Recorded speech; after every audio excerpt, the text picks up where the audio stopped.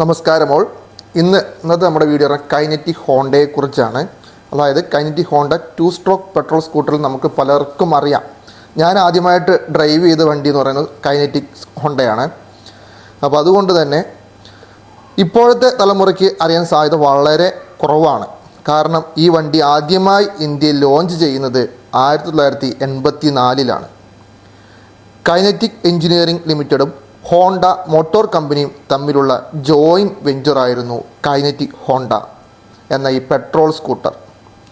1998 ഹോണ്ടയും കൈനറ്റിക്കും partnership അവസാനിച്ചു.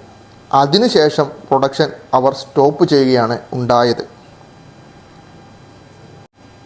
Kinetic DX എന്നാണ് ഈ പുതിയ ഇലക്ട്രിക്കൽ സ്കൂട്ടറിൻ്റെ പേര്. 1984 ലോഞ്ച് ചെയ്ത കൈനറ്റിക് ഹോണ്ട 2 സ്ട്രോക്ക് പെട്രോൾ സ്കൂട്ടറിൻ്റെ ഏകദേശം ഒരു ലുക്ക് നമുക്ക് ഈ പുതിയ കൈനറ്റിക് ഇലക്ട്രിക് സ്കൂട്ടറിൽ കാണാൻ കഴിയും. 80% പഴയ സ്കൂട്ടർ ഡിസൈൻ ഉണ്ടെന്ന് തന്നെ വേണമെങ്കിൽ പറയാം. നമുക്ക് ഈ രണ്ട് വണ്ടിയും ഒരുമിച്ച് കാണുമ്പോൾ ഒരുപോലെ സാമ്യം നമുക്ക് തോന്നാം. കൈനറ്റിക് DXൻ്റെ ബാക്കി കാര്യങ്ങൾ നമുക്ക് പറയാം. ആദ്യം ബോഡി. മെറ്റലാണെങ്കിലും ചില പാർട്സ് ഫൈബർ കൂടെ ഉണ്ടെന്ന് നമുക്കിതിൽ നിന്ന് മനസ്സിലാക്കാൻ കഴിയുന്നു. DX Plus എന്നുള്ള വേരിയൻ്റാണ് നമ്മൾ കണ്ടുകൊണ്ടിരിക്കുന്നത്. നിങ്ങൾ ഈ സ്വിച്ച് ശ്രദ്ധിച്ചോ, ഒരുപാട് ബട്ടൺസ് ഉണ്ട്. ഇതുപോലെ ഒരുമിച്ച് കുറേ ബട്ടൺസ് കാണുമ്പോൾ കൺഫ്യൂഷൻ സാധ്യത വളരെ കൂടുതലാണ്. പിന്നെ ഉപയോഗിച്ച് ശീലമാകുമ്പോൾ കുഴപ്പമുണ്ടാകില്ല എന്ന് വിചാരിക്കാം. എല്ലാം അങ്ങനെ തന്നെയാണല്ലോ. നമ്മൾ റൈഡിങ് കംഫർട്ടിലാണെങ്കിലും എല്ലാം നമുക്ക് വണ്ടി ഉപയോഗിച്ച് നോക്കിയാൽ മാത്രമേ ബാക്കി കാര്യങ്ങൾ നമുക്ക്. പിന്നെ വണ്ടിക്ക് ഫിസിക്കൽ കീ ഇല്ല, പകരം ഫിസിക്കൽ നോട്ട് പാഡ് ആണുള്ളത്. അതായത് ഓല പോലെ നമ്പർ ലോക്സ്.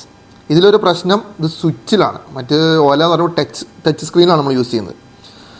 ഇത് ഭാവിയിലൊരു പ്രശ്നം വരാമെന്ന് എനിക്ക് തോന്നുന്നു. സ്ഥിരമായി നമ്മൾ ഈ 4 ഡിജിറ്റ് യൂസ് ചെയ്യുമ്പോൾ കാലക്രമേണ ആ നമ്പേഴ്സ് മാഞ്ഞു പോകാൻ സാധ്യതയുണ്ട്. അത് മറ്റുള്ളവർക്ക് വണ്ടിയുടെ സെക്യൂരിറ്റി കോഡ് പെട്ടെന്ന് മനസ്സിലാക്കാൻ സാധിക്കും. അതുപോലെ കുറേ ടൈം സെക്യൂരിറ്റി കോഡ് മാറിയടിച്ചാൽ വണ്ടി പൂർണ്ണമായും ലോക്കാകാനും സാധ്യത വളരെ കൂടുതലാണ്. സത്യം പറഞ്ഞാൽ സാധാരണ ഒരു കീ കൊടുത്താൽ മതിയായിരുന്നു. അതുപോലെ വണ്ടിയുടെ ഹെഡ്ലൈറ്റ് എല്ലാം കാണുമ്പോൾ നമുക്ക് പഴയ ആ കൈനറ്റിക്കിൻ്റെ ഒരു ലുക്ക് നമുക്ക് ഇവിടെ നിന്ന് മനസ്സിലാക്കാൻ കഴിയുന്നുണ്ട്. സൈഡ് നോക്കുമ്പോഴും പഴയ കൈനറ്റിക് ഹോണ്ടയുടെ ലുക്ക് തന്നെയാണ് വണ്ടിക്ക് തരുന്നത്. 37 ലിറ്ററിൻ്റെ വലിയൊരു അണ്ടർ സീറ്റ് സ്റ്റോറേജാണ് ഈ വണ്ടിയിൽ തന്നിട്ടുള്ളത്. അത് USB ചാർജറും മൊബൈൽ വെക്കാൻ മാത്രമായ ഒരു സ്പേസും കാണുന്നുണ്ട്.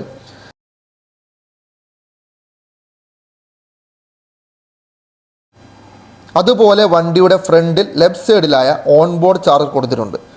3 പ്ലഗ് വണ്ടിയുമായി ഇൻ്റഗ്രേറ്റ് ചെയ്തുകൊണ്ട് തന്നെയാണ് ഈ ചാർജർ ചെയ്തിട്ടുള്ളത്. അതുകൊണ്ട് വേറെ ചാർജർ എടുത്ത് നടക്കേണ്ട കാര്യമില്ല.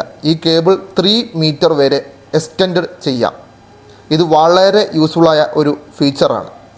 ഇത് അധികവും ഈ വണ്ടിയുടെ കൂടിയ മോഡലായ DX Plus എന്ന വേരിയൻറ്റിലായിരിക്കും. DX ഓഫ് ബോർഡ് ചാർജറാണ്. അതുപോലെ ഹാൻഡിലിൻ്റെ ഇടതുഭാഗത്ത് ചെറിയൊരു ലിവറുണ്ട്. അത് ചെറുതായി ഒന്ന് പ്രസ് ചെയ്താൽ പില്യൻ ഫുഡ് സ്റ്റെപ്പ് ഓപ്പണായി വരും. പക്ഷേ ക്ലോസ് ചെയ്യണമെങ്കിൽ നമ്മൾ മാനുവലി ചെയ്യണം. ഈ വീഡിയോയിൽ കാണുന്നത് പോലെയാണ് ഇതിൻ്റെ ഫുഡ് സ്റ്റെപ്പ് വരുന്നത്. വണ്ടിയുടെ പവറും പെർഫോമൻസും പറയാം. 4.78 കിലോവാട്ടിൻ്റെ പീക്ക് പവർ തരാൻ കഴിയും.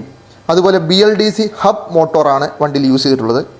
80 km/h ടോപ്പ് സ്പീഡ് വണ്ടി തരുന്നു. അതുപോലെ റേഞ്ച്, പവർ, ടർബോ, റിവേഴ്സ് എന്നീ മോഡുകളാണ് വണ്ടിയിലുള്ളത്. 2.6 കിലോവാട്ടിൻ്റെ ലിഥിയം ഫെറോ ഫോസ്ഫേറ്റ് ബാറ്ററിയാണ് കൈനറ്റിക് യൂസ് ചെയ്തിട്ടുള്ളത്. 117 കിലോമീറ്ററാണ് കമ്പനി പറയുന്ന IDC റേഞ്ച്. അതായത് നമുക്ക് റിയൽ ലൈഫിൽ എന്തായാലും 117 കിലോമീറ്റർ കിട്ടാൻ വളരെ ചാൻസ് കുറവാണ്.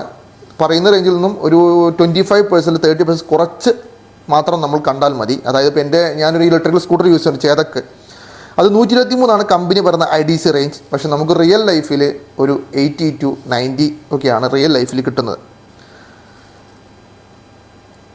അപ്പോൾ നമുക്ക് റിയൽ ലൈഫിൽ നമുക്കൊരു 85 to 90 വരെ കിട്ടുമെന്ന് നമുക്ക് പ്രതീക്ഷിക്കാം. അത് റൈഡിങ് സ്റ്റൈൽ പോലെയാണ് ബാക്കിയുള്ള കാര്യങ്ങളെല്ലാം. അതായത് ഒരാളെ വെച്ച് ടയർ പ്രഷറെല്ലാം കറക്റ്റ് ചെയ്ത് ഒരു 40 to 50 കിലോമീറ്റർ സ്പീഡിൽ വലിയ ആക്സലറേഷൻ ഒന്നും കൊടുക്കാതെ അതുപോലെ വലിയ കയറ്റങ്ങളൊന്നും ഇല്ലാതെ ഉപയോഗിക്കുകയാണെങ്കിൽ നമുക്കൊരു 85 to 90 വരെ കിട്ടുമെന്ന് തന്നെ നമുക്ക് പ്രതീക്ഷിക്കാം.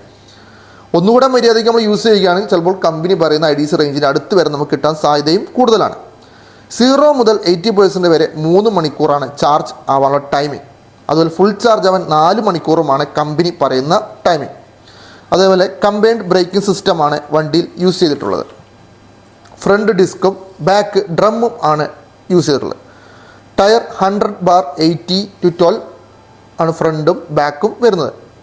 ഫ്രണ്ട് ടെലിസ്കോപ്പിക്കും ബാക്ക് ട്വിൻ ഷോക്ക് ആബ്സോർബറും ആണ് കൊടുത്തിട്ടുള്ളത്. 720 മില്യൺ മീറ്റർ സീറ്റ് ഹൈറ്റ് വണ്ടിക്കുണ്ട്. അതായത് കുറച്ച് ഹൈറ്റ് കുറഞ്ഞ ആൾക്കാർക്കാണെങ്കിലും വലിയ പ്രശ്നങ്ങളില്ലാതെ വണ്ടി യൂസ് ചെയ്യാം. കാലിൻ്റെ ഫുട്ട് വേണമെങ്കിൽ താഴെ ഗ്രൗണ്ടിൽ വരെ ടച്ച് ചെയ്യുന്ന രീതിയിലായിരിക്കും ഈ സീറ്റിംഗ് പൊസിഷൻ വരുന്നത്. 165 മില്ലിമീറ്റർ ആണ് ഗ്രൗണ്ട് ക്ലിയറൻസ് വണ്ടിക്ക് തരുന്നത്. അതുപോലെ 128 കിലോഗ്രാം ആണ് വണ്ടിയുടെ ഓവറോൾ വെയിറ്റ്.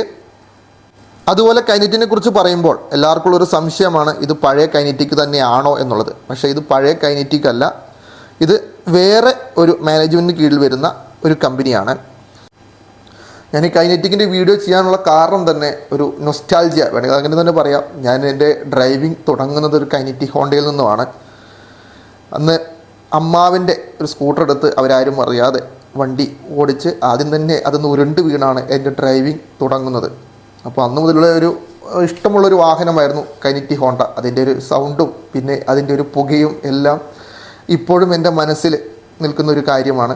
അതിൽ നിന്ന് വീണ കാര്യങ്ങളും എല്ലാം എൻ്റെ മനസ്സിലുണ്ട്. അപ്പോൾ പുതിയ കൈനറ്റിക്കും പഴയ കൈനറ്റിക് ഹോണ്ടയും തമ്മിൽ വളരെ വ്യത്യാസമുണ്ട്. രണ്ടും രണ്ട് കമ്പനിയാണ്. അപ്പോൾ പുതിയൊരു വീഡിയോയിലൂടെ നമുക്ക് വീണ്ടും കാണാം. അപ്പോൾ ഇഷ്ടപ്പെട്ടെങ്കിൽ ലൈക്കും കമൻറ്റും അതുപോലെ ഇതിന് കൂടുതൽ കാര്യങ്ങളൊക്കെ അറിയാമെന്നുണ്ടെങ്കിൽ താഴെ കമൻ്റായിട്ട് രേഖപ്പെടുത്തുക. Okay, by.